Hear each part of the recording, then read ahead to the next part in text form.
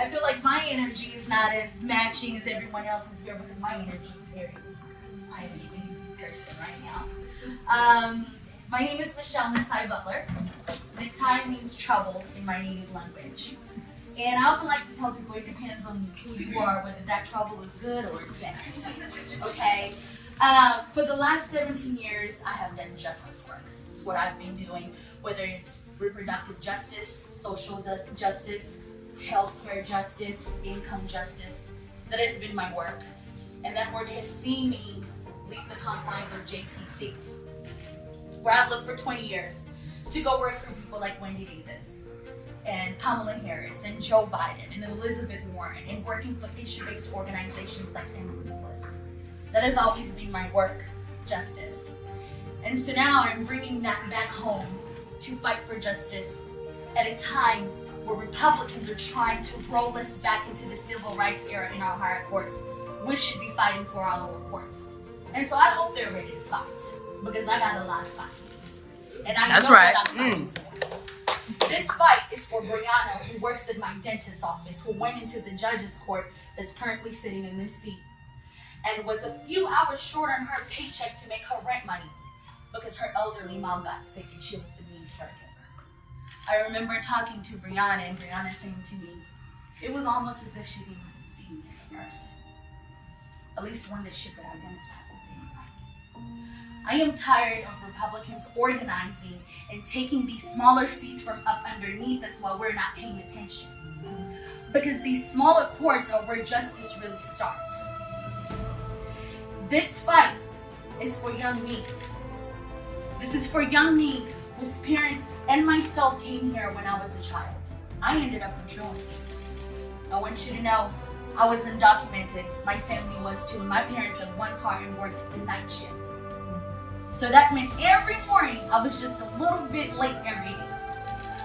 And that ended up putting me in truancy court. And within that truancy court was the first time that I ever learned what no contest meant. That meant I looked over to the kid that was on my left who was like, you should probably say no contest, and that's not what I said. A testament to the resources that are not inside these courts. This fight is for every family in my district that is being crushed by debt. Being crushed by debt and getting default judgments because they're afraid to show up to the court pro se. Does anybody know what pro se means? It means self-represented. The majority of the people are scared to come to court because they are pro se and they have no resources to go in there and fight for themselves because there are no resources for that. And if you cannot afford to make your minimum monthly payment on your credit card, you don't have money for it. That's just how that works. And so, as I said, I hope the Republicans are ready to fight because I have a lot of fight. This is more than just evictions, folks. This is about taking care of families. This is about having a judge on this bench that understands the gravity of the judgments that come from this bench.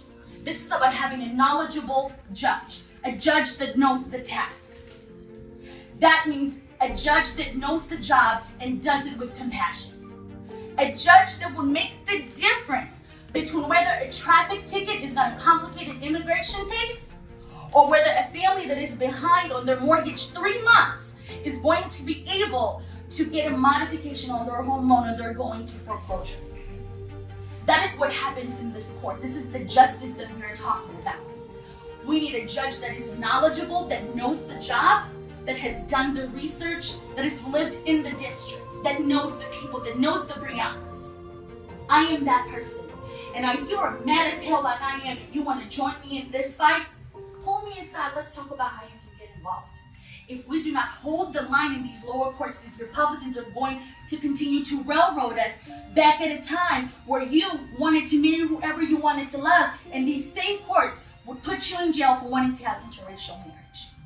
We're sitting at a time right now, as of 2 weeks ago, when the Texas Supreme Court passes a bill that says JPs can decide whether they want to marry gay couples or not. That is not the job of the person on the bench. The job of the person on the bench is to do the job, do it equitably, and have a love for people and apply the law with knowledge fairly and justly.